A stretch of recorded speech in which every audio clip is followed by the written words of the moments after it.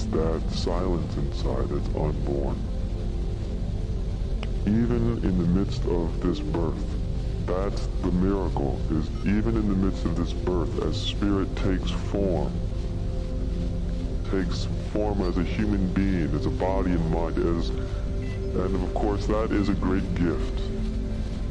That's a great blessing for the unborn, for spirit to have this gift of a body and a mind, so it can do this human dance for as long as it lasts.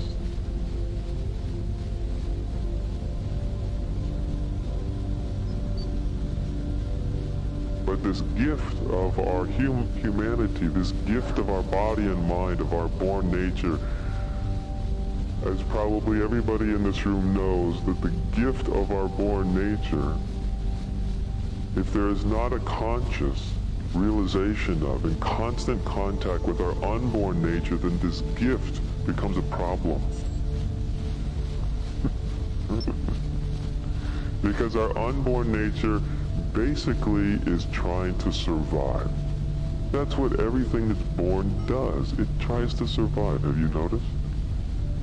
Everything that's born, everything that exists, everything that has form, its prime directive is to just continue, to survive as long as possible. And it needs that, otherwise we wouldn't eat when we were hungry, and then the born nature wouldn't last very long.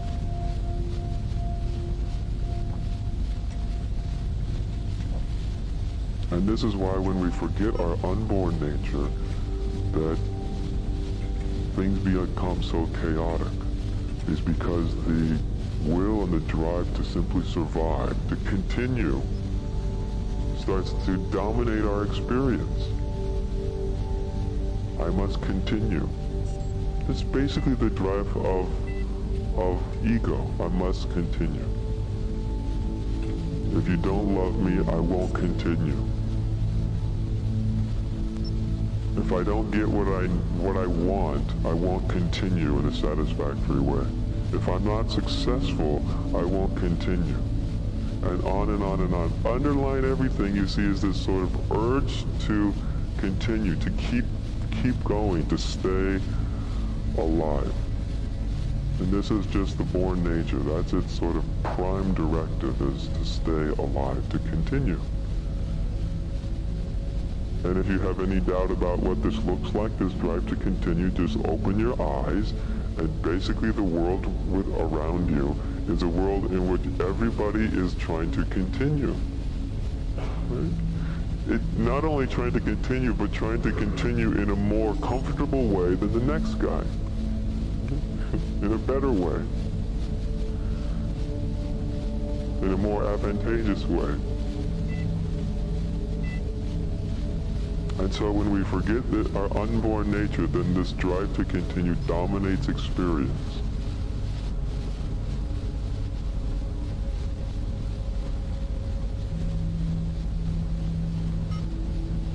The beauty is that in our unborn nature, which is constantly and always present, our unborn nature is constantly and always present. That which is not form.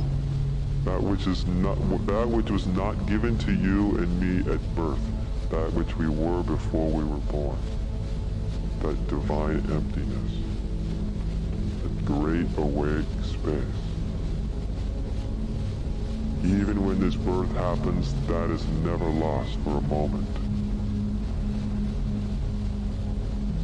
Never does it go anywhere.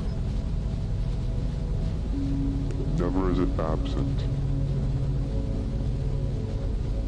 And when there is some conscious realization of our unborn nature, this is actually what spiritual realization is all about, to have a consciousness of your unborn nature, of you as no thing.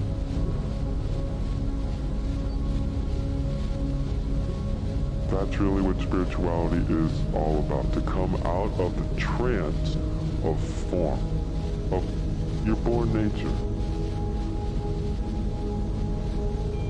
Because this is the power of our born nature. It has this tendency because it must survive, because it wants to survive. It pulls consciousness, it pulls the unborn into this trance.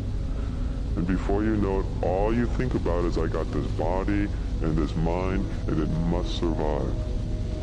It must remain happy. It must, whatever it must do.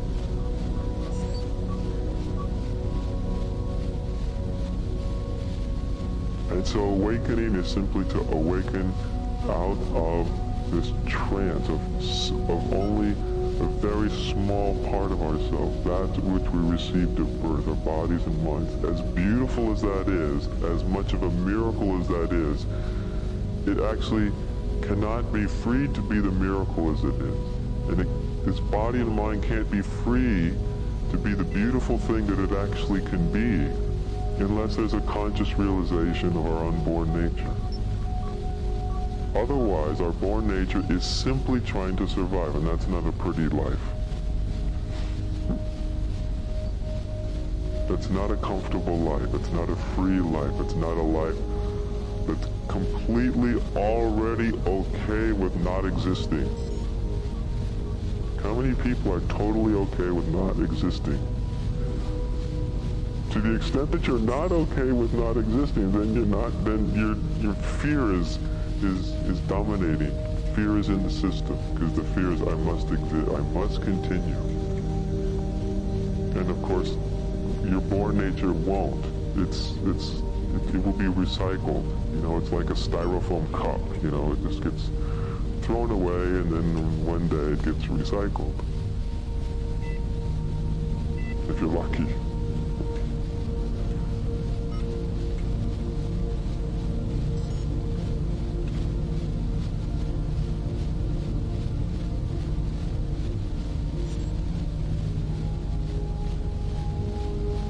The great spiritual master, Meister Eckhart, used to say, call the unborn. He actually used the word unborn among others, but he used to call it that where distinction never gazed.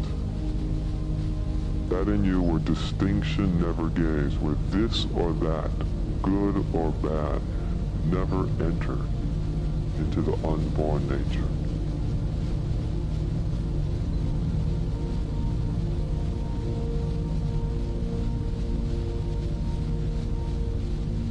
That about you which has no form or substance.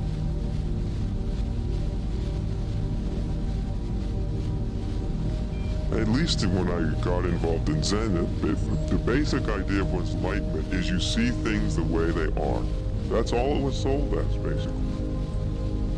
You just see things the way they are. That's enlightenment. That's what that tradition was saying to me that enlightenment was. You would see things the way they are instead of seeing them the way they're not. Seeing them through your clouded haze of ideas and beliefs and perceptions that are distorted by our minds and our egoic sense of self. So that seemed to make a lot of sense to me. And it's that interest that came on that day and then led to the whole pursuit of spiritual seeking.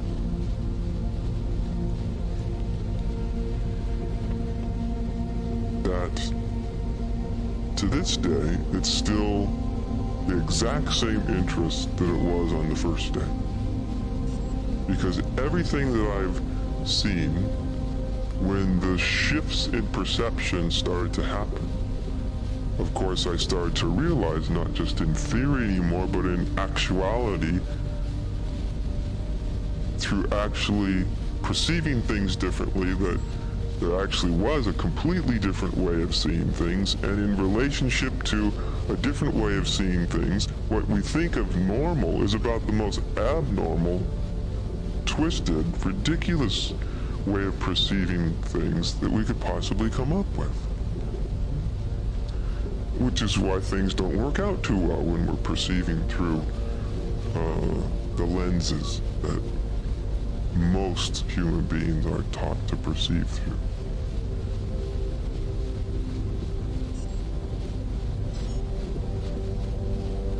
And so it's It's this exact same interest. It started as an interest and then it became a perception. That moment of realizing. It's not realizing. Actually, to realize is sort of a misnomer because it implies that you realize something. You know, it implies like, it's almost like a scientific discovery that you finally discover. You discover something that somebody else didn't discover. But to realize, to awaken isn't like that. It's not, we don't come into a piece of information that we didn't have before. The only thing what happens is our perception shifts. That doesn't really require a piece of information for your, if anything, it requires a lot of information to drop away all at once. And then your perception shifts. And things look different. I mean, they look the same, you know. If you were looking at a house beforehand or a car, you'd still see a car after your shift of perception. It's just that it would now be seen in a completely different light. And so that's that shift from conditioned mind to unconditioned consciousness. That's what enlightenment's all about. That's what it's about.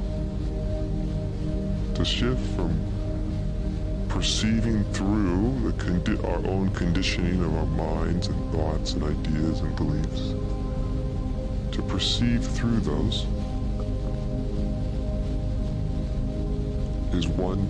leads to one type of consciousness. They usually call ego consciousness, perceiving through ego, but really it's probably more truthful to say perceiving through your mind.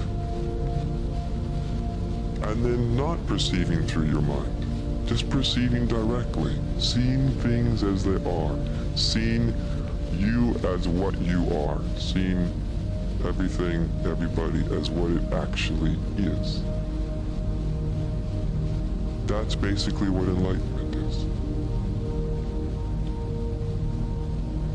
Of course, usually enlightenment is sold through, this is how you'll feel once that has happened. Right? Usually there's a big sales ploy.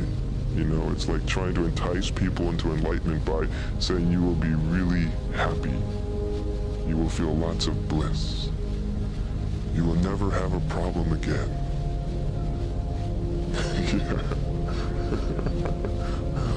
You've all heard the sales pitch for enlightenment, right? I mean, you get in spirituality very long, but you know, the sales pitch is different depending on who's pitching it. You know, maybe it will, you know, the savior of all humanity, or who knows what the sales pitch is. But usually it's the what I will get out of it. That's what the sales pitch are. Now, what if the sales pitch was, here's something that you'll get nothing out of. You put all your energy into, you put all your life into, you put all of your heart and your soul and your bones and your marrow into, and when it's all said and done, you'll get goose egg. It's like going to a great restaurant and ordering the best thing on the menu, and they bring you an empty plate. Not many people are going to be really thrilled with that, are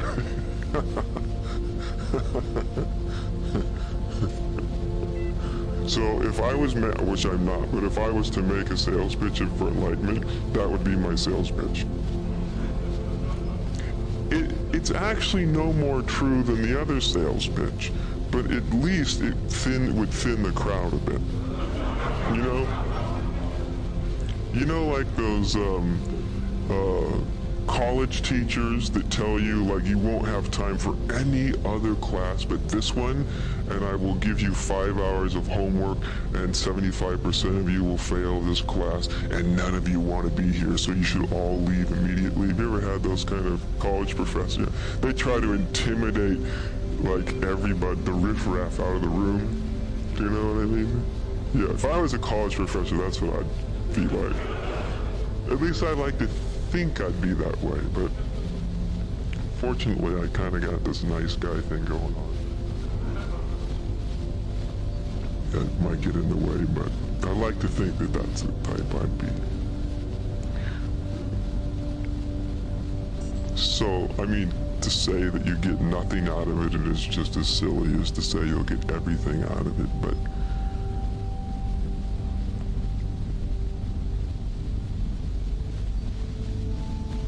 the trajectory and the interest that really this thing, this big word, which is unfortunate we're stuck with, but we change the word, we just ruin that word too. You know, it doesn't matter what word we use it. This big word of enlightenment, it is the perception of truth, which is just seen with unclouded vision. That's what it is. Seeing what is instead of what isn't. Have you ever had the experience of being very much in a pattern of thinking? No, nobody. Yeah, nobody, no.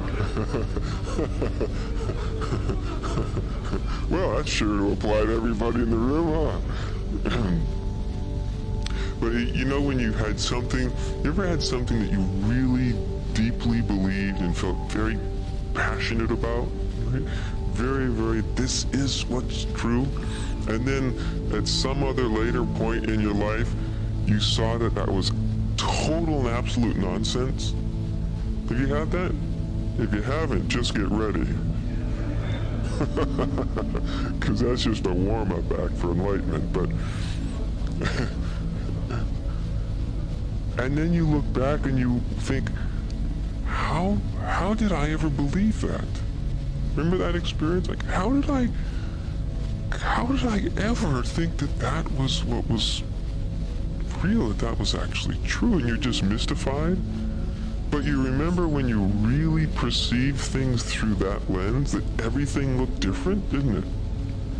The whole world was the same, it was just like it always was, but the way you saw it was totally different, right? And then you stop believing in it at some point, and the world looks different again. It looks very different without that belief. More than likely you're perceiving through a new belief, but nonetheless, that's sort of an example, or that little taste of how potent our minds can change our perceptions. Our minds can change our perceptions very, very powerfully. So when the spiritual teacher says the world is illusion, what they really mean is your world that you're creating in your mind only exists in your mind. It's an illusion. It doesn't exist out there. The ultimate dimension is that dimension which is timeless. That's the ultimate dimension. The dimension that doesn't come, that doesn't go.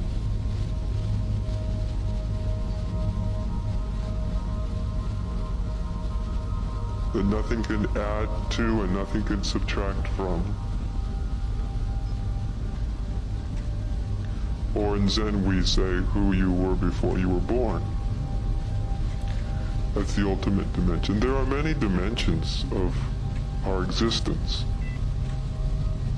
There's obviously a physical dimension of physicality, your body, how it works, how it functions, psychological dimension, where you are in your own personal psychology, and others.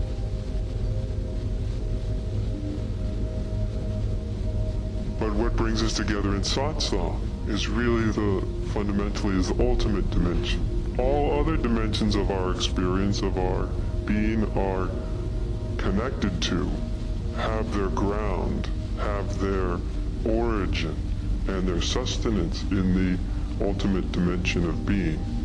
No matter what dimension we may talk about, physical, psychological, the emotional, and more subtle, but all of them have their origin and their grounding in the ultimate dimension or fundamental reality.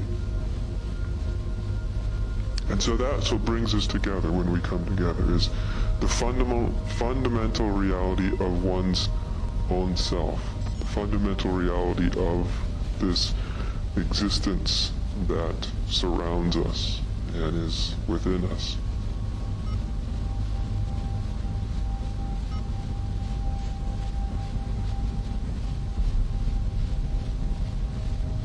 And until we become grounded in the ultimate dimension of our being, there's always going to be a search for something.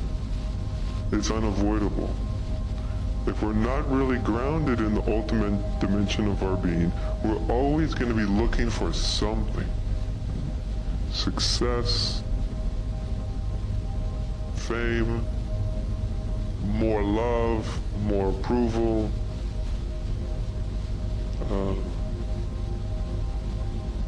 more enjoyment, more intoxication, more something, more peace. So it's all these ways in which human beings, we seek happiness, are actually, all the ways we seek happiness are actually ways of seeking the ultimate dimension. Many of the ways we seek happiness and therefore the ultimate dimension is very distorted, but nonetheless, seeking for happiness, seeking for peace is the ultimate dimension within you, seeking for itself, coming back to itself. And so if this wasn't happening within you, if there was no beginning of this, of the ultimate dimension starting to dawn within you, if that wasn't there, then we wouldn't be here. Quite naturally, that's what brings us together, is that ultimate dimension in some way is starting to open. For some of you, the ultimate dimension is in full flowering. It is in full recognition. And it is, so there is no seeking, there is no striving anymore. For other people, it's just beginning, just the first glimmers of something more, something underneath all of the fit and fury that seems to make up humans' lives. A lot of the fit and fury, by the way, that in the end means very little. Do you notice this about life? All these very, very important events and problems and situations, and you're very certain that none of them will ever be solved. You know, just wait a year.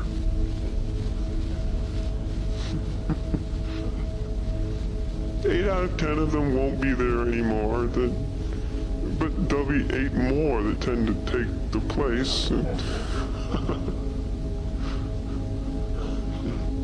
Maybe not. Maybe not.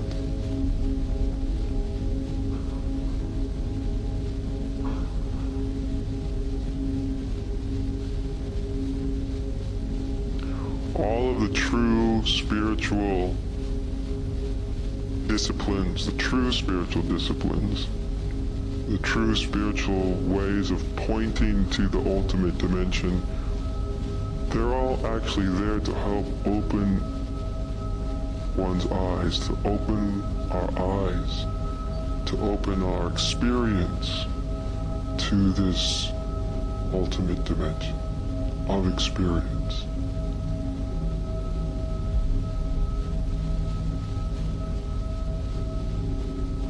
The thing that makes this difficult, it's not actually difficult. It's not in truth difficult. To wake up spiritually is not in truth a difficult thing.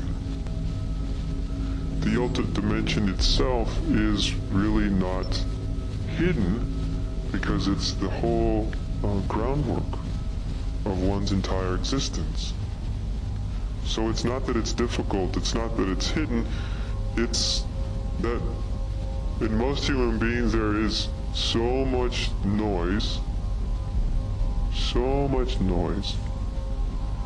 that's trying to solve itself.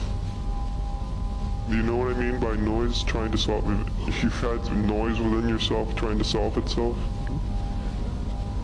If we just take away all the names and you just realize it's just noise trying to not be so noisy.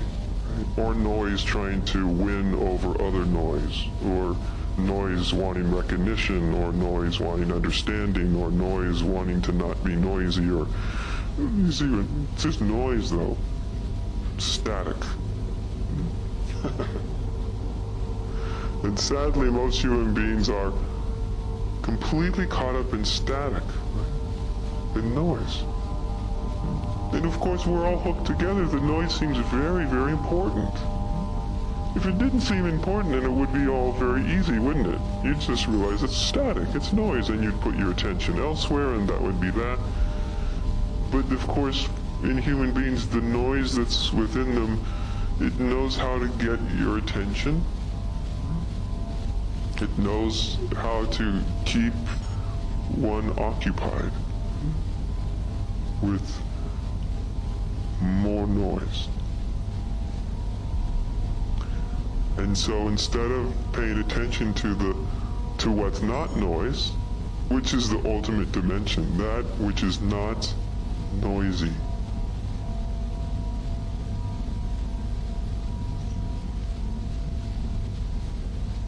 but the noise really isn't interested in what's not noisy.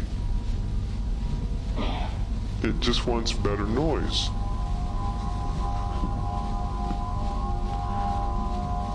Preferable noise.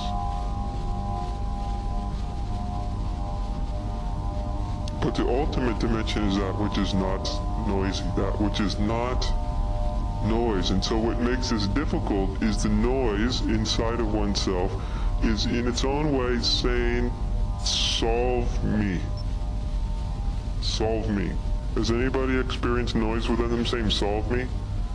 Figure me out, make me happy, make me help me to get my act together, right? Which just means help me to make my noise more harmonious. You know, pay attention to me, the noise says.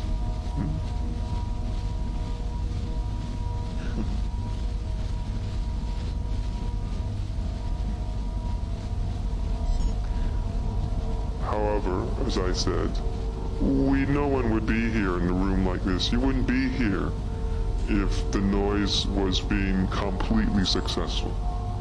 If it was being totally successful at distracting you, there's no way you would be here. You would be somewhere where there was more noise. Or where noise was worshipped.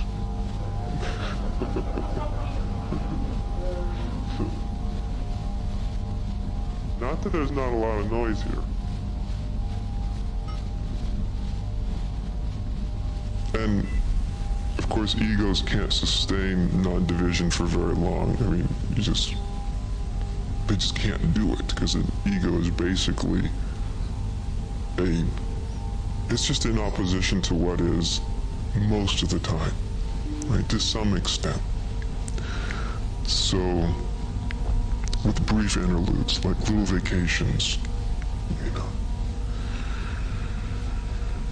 And then ego wants the environment around them to change so that the ego's not in opposition with it. So it can get back to that feeling of not being in opposition, right? So, oh honey, if you just changed, then I wouldn't be in opposition to you, And then it would be wonderful, wouldn't it? What was that movie? Very famous movie where the guy says, well, why can't a woman be more like a man? My Fair Lady, right? And that kind of said, that's kind of like a perfect summation of ego, right? The ego would just be like, why can't everybody be like me? You know? Of course, some egos are really happy that everybody isn't like them because, you know, they're not even happy to be around themselves, but... So there are these moments, these little tastes of what it's like not to be in opposition to what is. Lovely. Ah. Fantastic.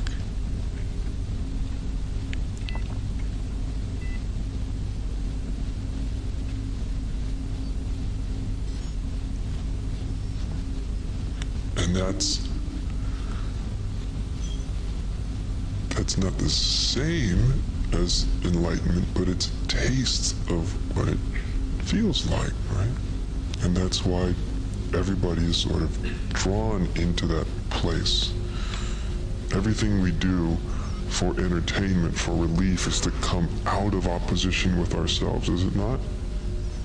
Whether you are meditating or taking a drug or going to the movies or watching your TV or eating your favorite food, whatever it is, it's temporarily, to some extent, allowing you to come out of opposition to what is, right? This is such a wonderful TV program that I've forgotten all of my arguments with the universe. And with you, honey, that's sitting right next to me.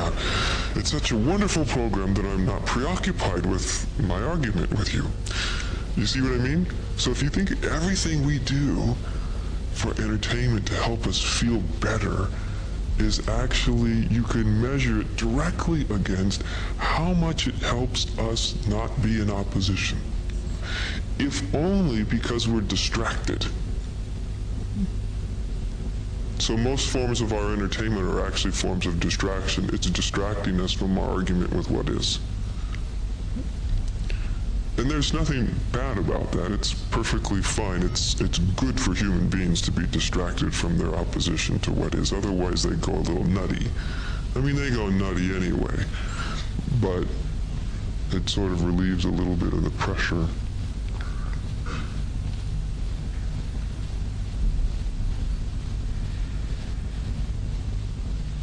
But to have this real love affair with truth, because it's truth that reconnects you with reality. It's truth that reconnects you with the way things really are, with existence itself. Truth connects you with the existence of you, right? The truth is also the truth of you.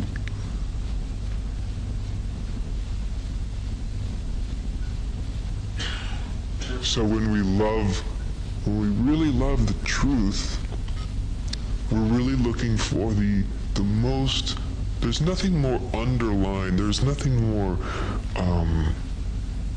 foundational than what is, than reality. You can't get more foundational than reality, right? You can't, that's sort of foundational.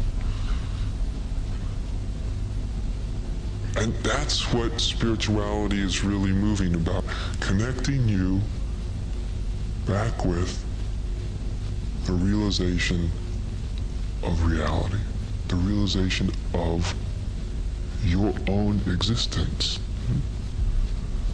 So when we're not in connection, when we're not in the realization, when we're not in the truth of what we are, much less anything else, but just oneself, then there's opposition.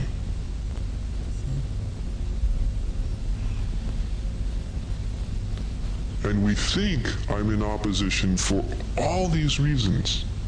There's many, many, many reasons that we justify our opposition, isn't it?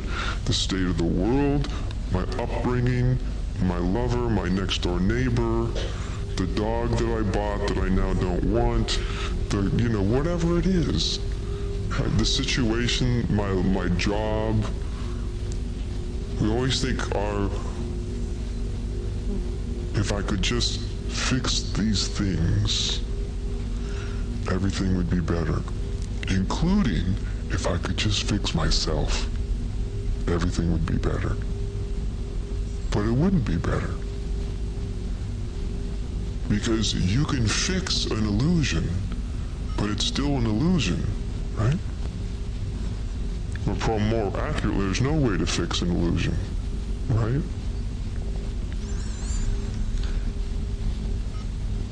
You can put pearls on a pig, but you can't stop it from squealing.